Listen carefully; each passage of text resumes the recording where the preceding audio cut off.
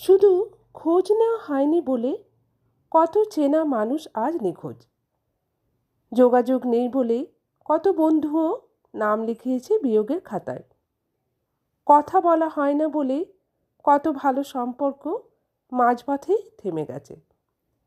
স্মৃতির খাতা খুললে এদের সাথে রয়ে গেছে কত ভালো ভালো স্মৃতি, কত ভালো ভালো মুহূর্ত এদের সাথে কেটেছে।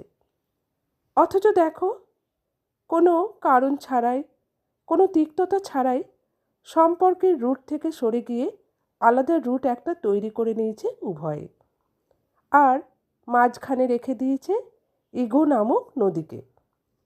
মানুষের জীবনে কত মানুষই আসে, একদিন চলেও যায় আবার।